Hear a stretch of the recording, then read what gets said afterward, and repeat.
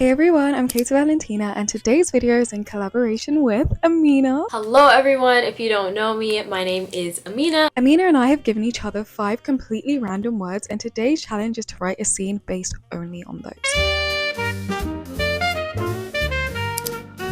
If you don't know me, I'm currently in the process of publishing my debut novel, The Tide Always Comes Back. It's a mature young adult contemporary romance novel with mystery elements, diverse characters, and it's set on the coast of England. I've described it as the Summer I Turn Pretty meets Outer Banks meets Cruel Summer meets Blood and Water meets Motorheads meets basically any teen drama. Just throw it in there. And I'm currently crowdfunding in order to raise money to self-publish, which is why for the past few weeks I've been collaborating with some of my favorite AuthorTubers, making my favorite videos to exist on the internet ever. To find out more about my book or to contribute to the crowdfund, you can click the link in the description or you can scan the QR code which should be in the corner of this video. I'm really excited to write this scene, but I'm actually terrified. I'm terrified to see these words. Okay, let's see what AMINA has to say. Or it's AMINA on YouTube, and I like talking about reading and writing and all my hobbies. I am so excited for this collab because I get to choose 5 words for Kato to write a scene about, and so I was trying to make them very random, but for whatever reason I feel like there might be kind of a theme going on, so let me just go ahead and share with you guys the words that I chose. So the 5 words I picked were marriage, hatred, jealous, princess, and burn, which I mean I guess they're kind of random, but at least for hatred and jealous, I don't know, I guess I really like reading things with drama, and I feel like with hatred and jealous we can maybe get a little bit of drama in a scene. Also marriage, I don't know why I threw that one in there. It's kind of like the opposite of what's going on with hatred and jealous, but I don't know, I feel like marriage could be fun. Princess I just think is a cute word, whether it's a nickname or an actual princess. And then I used burn because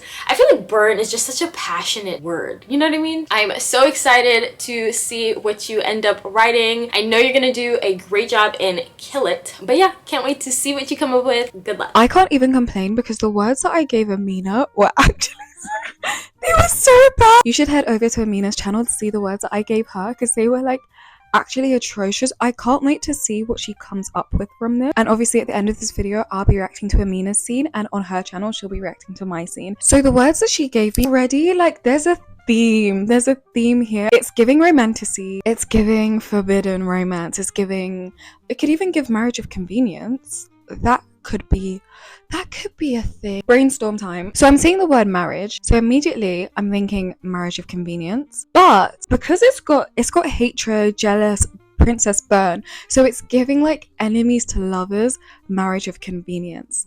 That's what it's giving. But this is only one scene, so I'm kind of thinking that's maybe not the best route to take. I like the whole hatred. Okay, no marriage, because hatred and jealous is giving forbidden. I don't know, it's giving these two want to be together, but then she has to be with someone else. But then marriage I've got it. Walk with me here, guys. What I'm thinking is, so we've got princess here, so she's obviously royalty, so I'm thinking she is engaged to someone else. She is about to marry a prince. It's an arranged marriage. She doesn't really love him, she doesn't care about that man, but she secretly is in love with secretly is in love with this other guy. He's going to be someone of lower royal status. One thing about me, in all of these fantasy scenes I've written, I love the trope where it's royalty versus a person on the opposite side of royalty. I just love enemies to lovers story, what can I say? So I feel like the princess, she's royal, she's actually on the bad side because royalty, they're always the evil ones, and he is on the side of the resistance, whatever the resistance is in this case. The last scene that I did when I did this challenge with Nietzsche, I had so much background lore that was just in my brain that I just threw into the scene. It was literally 4 pages and there was so much lore. I'm not sure if I'm going to do the same thing this time, but we'll see. So the princess and her op are in love, but she's actually engaged to some other prince from another place for the sake of the palace, and they're forbidden and everybody hates that. Burn, how are we going to fit the word burn into this? Should we have powers? Should there be magical powers? Are we burning people? I don't know. In my novel there's this metaphor that I wrote about how touching the male main character's hands felt like looking directly into the sun, and it's you know you should look away, it's dangerous, it's painful, but you just can't bear to do it. It's so beautiful that you just can't look away. That could be where we incorporate the word burn, something like that. I'll put the line on the screen so you guys can see what I'm talking about. Okay, so I think we have our brainstorm for how we're going to incorporate the 5 words. This is exciting. I'm actually excited to write this scene. These collab videos have actually been my favorite videos to ever create ever, because they're just so fun. It's been so fun, like, pushing myself outside of my comfort zone. I literally have only written a contemporary romance of my life. I have ideas for fantasy stories, but it's never been anything that I've done. And in each video, I've gotten to write something new. Like my last collab video with Thee, I wrote a contemporary romance. It was like insta love, whereas in my novel it's very slow burn, and it was just so nice, like trying new things and just pushing myself and getting to write with no repercussions. It's just for the funsies. Now I just need to brainstorm the actual scene. So for the actual scene, I'm really liking the idea of doing a ballroom dance thing. It's obviously royal themed and palace themed, so I'm thinking they could leave the ballroom or sneak out of the ballroom. So the scene starts. I want to like really contrast the rich, affluent life that the royals are living versus the life that the male main character's family are living. So just making everything in the royal palace seem really big and grand, but also bad. I'm going to start by writing the dialogue for the scene and then filling in the rest, because that's just the way that everything works best for me. And the one writing thing that I need to remember is that we need to mention the burning metaphor. So when Amina and I were on call, we had the idea of making the main characters' names the main characters in each of our books' names. So it's like introducing our characters to you guys, but in the fake scene. But as I'm thinking about this, I just don't think I can call these characters Kailani and Hadrian. I don't think it's gonna work. I just feel like this scene, what I've imagined in my head with like the arranged marriage trope and everything like that, they're just older characters. Like this would be like a new adult book or an adult book. They would be like 21 plus, but the characters in my novel are 16. So it just sounds so weird, like slotting their names into this. So I think I'm gonna do what I do best, use a random name generator and generate some names for the scene. I'm using this dreaded name generator app again.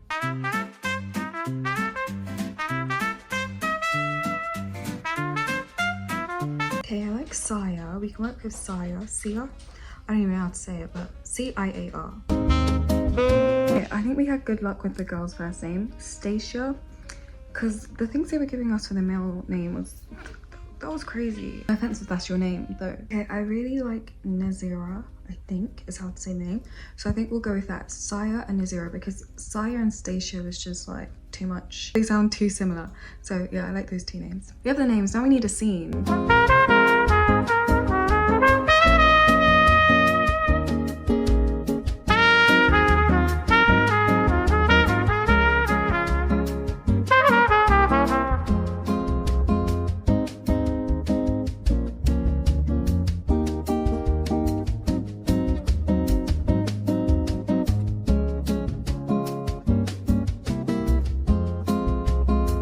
I actually think I finished the scene. This one I really had like very little trouble writing. I feel like all the other ones I was racking my brain, but this one I had no trouble writing. That's because I genuinely think it's arse cheeks. Like this is so unrealistic. It's actually silly. So how the scene goes is that they've just like slipped out of the ballroom. They're now like kind of hiding, and there's a little jealousy moment. He's not jealous enough, I'm not even gonna lie, but that's because we have things to get to. She says something like they're gonna find us. Like she's really worried that they're going to find him.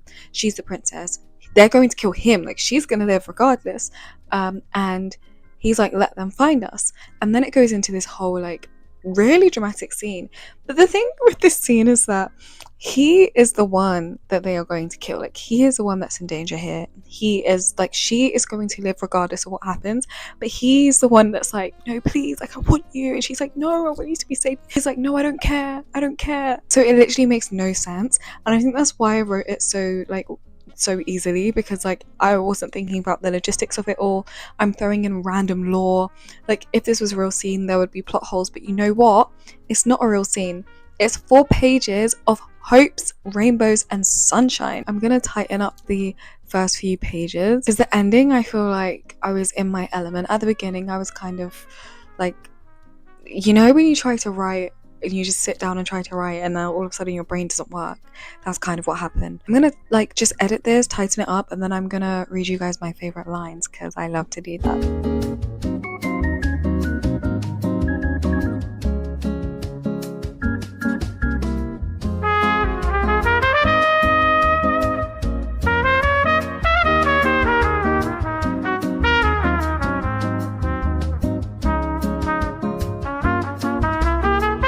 Guys, I'm not even gonna lie to you, I really like this scene. I really like it. Like I just read through it, and everything that I was saying about it being arse cheeks was a lie, okay? It was a lie because it actually really makes sense. I think it might even be my favorite one of all the challenges that I've done in this AuthorTube collab series. This might be my favorite scene. I don't know, like I don't even know which lines to read to you as my favorites, because like they kind of all work together in conjunction. Like there's not one that's like, yeah, this is the one. Like this is, I don't know, you're just gonna have to go over to Amina's channel and read it. Ignore the first page, right? It's all right, the first page is all right, but then the rest of it is like yeah, it's like I wish this was a real book. Let's see, which ones are my favorite lines? Do you know what's crazy? I'm about to say that this is like one of my most like mature scenes that I've written, and it's like not even mature at all. Like those of you guys that be reading hardcore spikes are gonna read this and be like where's the mature? But I just feel like it could have never been Kailani and Hadrian in this scene. That would have made no sense. Saya and Nazira, I love those names as well. Guys, like, I'm thinking I'm gonna write a fantasy book, like tomorrow. Forget the tidal waves comes back. This is it. Okay, here's the burning sentence. Looking at Saya was like staring directly into the sun. You know you should peel your eyes away, but in all its glory you just can't bear it. You'd rather let it burn you from the inside out. I liked burning in his arms. This is the law that I was telling you about Saya and why it makes no sense that he wants Nazira so bad. Okay, so it says, each exhale screamed his resentment towards the palace, and each inhale held his coveted cries. They killed his friends. They killed his entire family. My people did that. My people whose laughs ricocheted through the palace walls as they danced and ate and drank.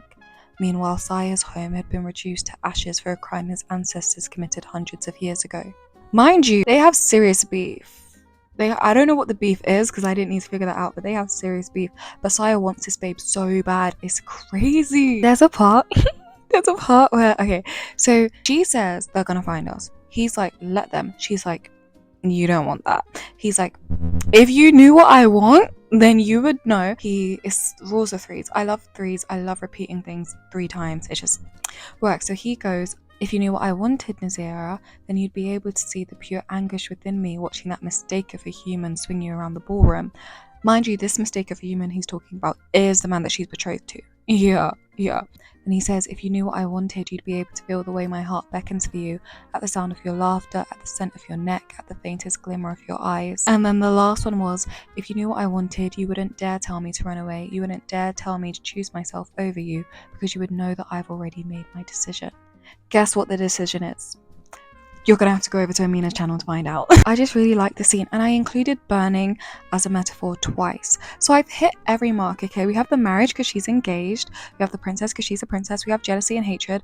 I literally threw those both into one sentence. Threw it into one sentence because like I liked the idea of like the forbidden love way more than like the jealousy. Like no, like the jealousy and hatred and all of that is a part of it, obviously, but I feel like the hatred comes from more of his family who are dead, but comes from more of his background rather than the present, whereas the forbidden is like ongoing, sorry. And then the last word being burn, because we had 2 metaphors where he talks about burning. Should I read you the second burning metaphor? I don't know. Okay, I'll just read it because there's so much more that happens in the scene that you can go over to Amina's channel to see, because you have to see the whole thing. He's saying, girl, just pick me. Basically, that's the gist of what he's saying. She's like, hello, I'm engaged. And he's like, what are they gonna do, burn the place down? And she says, yes, actually, exactly that. And then he says, then I will stand here as the palace walls go up in flames, as long as I get to stand here with you. I have nothing else to lose, Nazira. There's only you. I'd rather die in your hands than from being without them. That's a risk I'm willing to take and will take 1,000 times over. So that brings us to the end of the scene, guys. That brings us to the end of the writing challenge. I'm going to send this over to Amina, and the next time you see me, we will be reacting to Amina's scene. Hey friends, if you've come from Amina's channel, this is the moment you've all been waiting for. I'm now going to be reacting to Amina's scene. So I've just opened the document and the first thing I've noticed is that we both use the same font. The Laura font is the best font that exists in Google Docs, so thank you for that. Whoever designed Laura, you have a very special seat in heaven. Also, Amina's scene is 7 pages, so this is gonna be like delicious. I honestly can't wait. So the 5 words I gave Amina a drive, crescent, noodles, ocean, and chandelier. So how my reactions work is I read the scene in a million times speed, then I come back and read it to you so we can share our thoughts together and react together, because I can't read aloud and actually comprehend at the same time. I know I've done it before, but if you saw me doing that before, I was lying. I was pretending I understood the words I was saying. I literally cannot. I just had to pause because I really love Amina's use of metaphors already. Like, she's referring to the elites as snakes, but saying, but unlike snakes, these reptiles often play with their food before taking their first bite. I don't know what that means, but I just know these elites aren't good people immediately. And then literally in the next sentence she says, and even though this year's dress theme is all white, they've somehow managed to make the colour look grey. I just love like little things like that.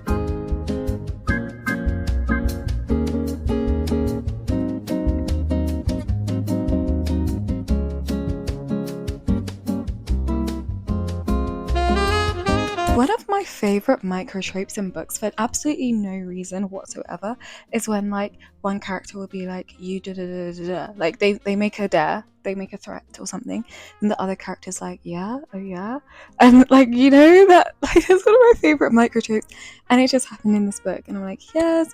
And then also I just realised that she says it drives me crazy, and I'm like, yes, because I thought that they were going to be in a car maybe when I gave that word, but the same way I used burn metaphorically, she's using her words metaphorically, and it's so nice because I'm thinking of the kind of scene I would have written based on the words I gave her, and it's just so completely different. Guys, the metaphor that she used to include the word ocean is so nice. She said she's looking at him like she's finally saved, like she'd been drifting into the ocean for days and has finally seen land. I love that metaphor. Okay, I'm gonna read it to you now. I'm gonna read it to you. I've never been a fan of parties. The loud music, needless small talk, and tiresome people started getting old the moment I entered my first event, my disdain for them only growing with time, especially for this one. The philanthropy gala is full of irony and contradictions. What initially began as a modest event dedicated to giving back to the community quickly turned into a show of wealth with minimal contributions. It's giving the Met Gala. But despite my contempt, I still hold it every year. I lean back further into my seat, watching as the guests slither inside. Like snakes, the elite of the city rarely gather, only coming together when needing to keep warm. But unlike snakes, these reptiles often play with their food before taking their first bite.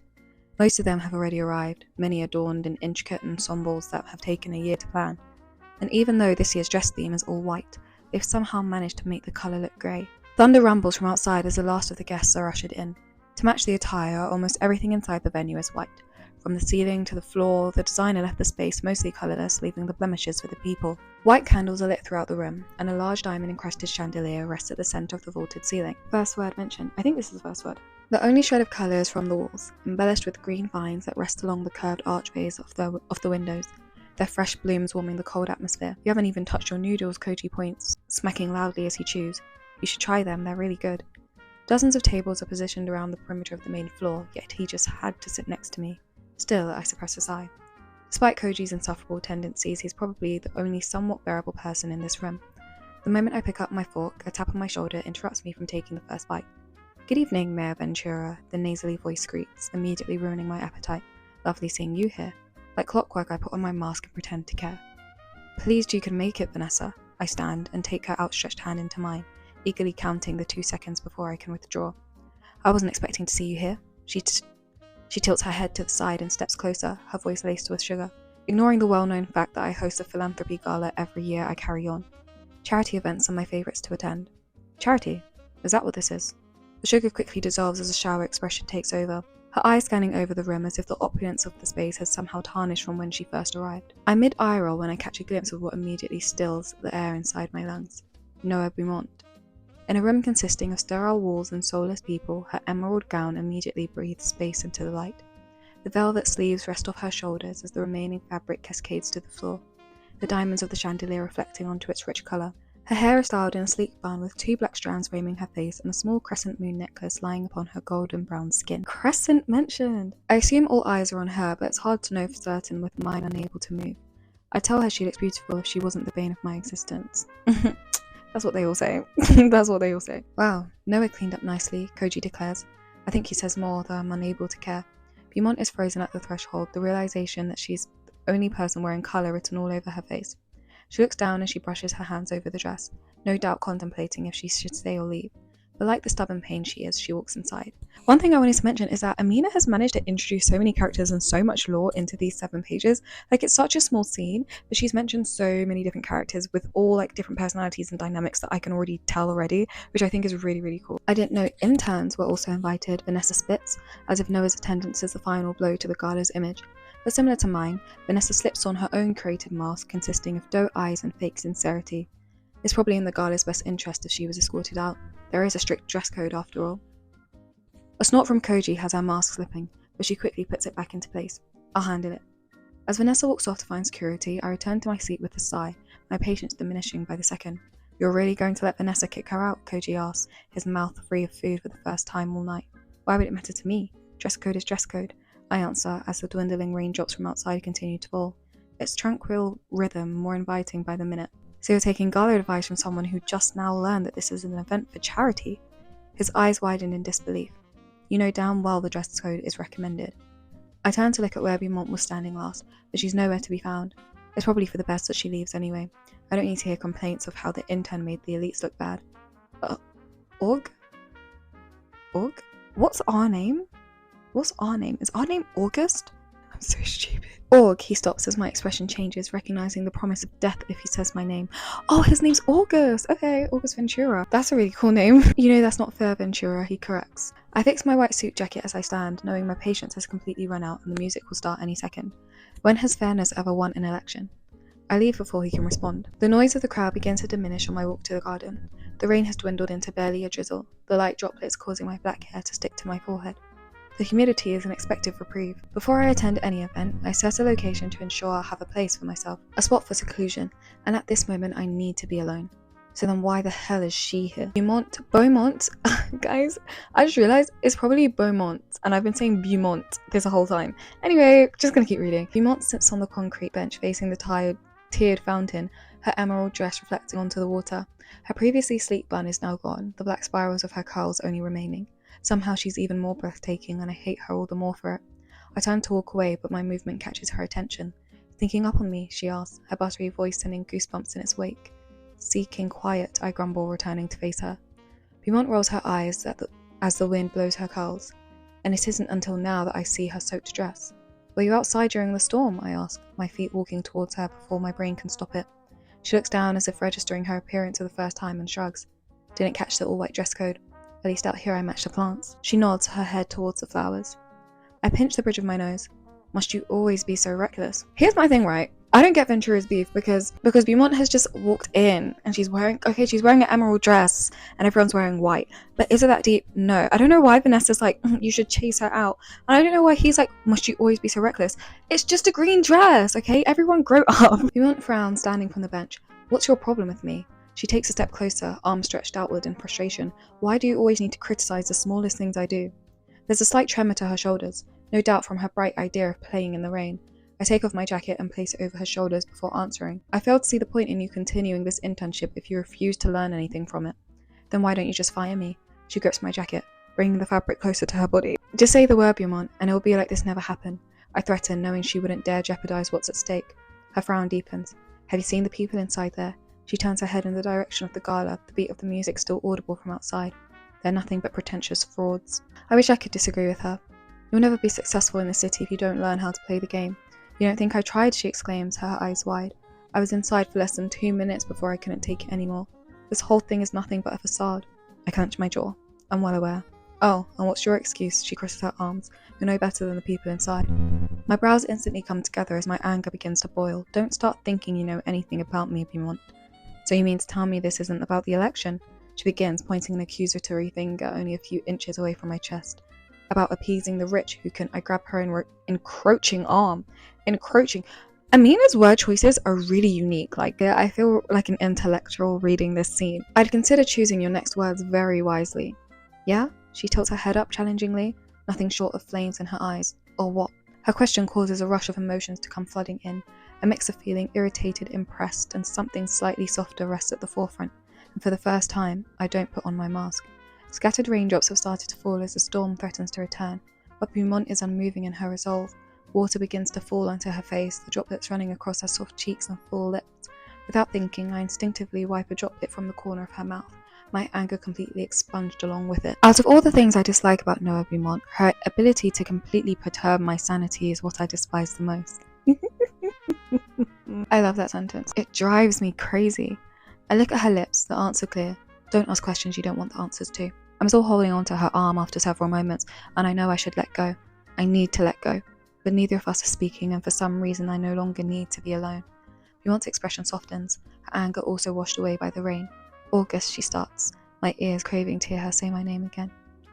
Sorry, I'm too easy. I'm actually not. But that one got me. Noah, a familiar voice interrupts. Are you ready?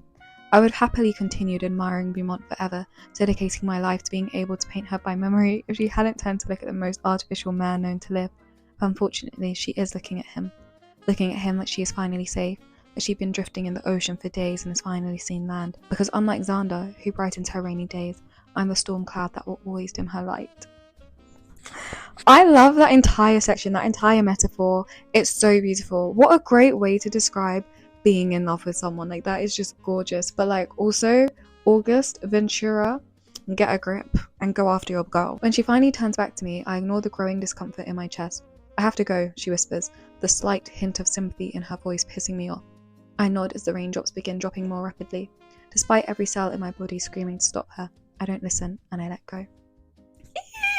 Okay, that's the end of the scene. Amina, you've really created a world. Like, I don't even know how to explain it. Like, I'm so invested in each character now. Like, I need to know what's Vanessa's issue. I need to know about Beaumont and Xander. What even is Beaumont? Noah.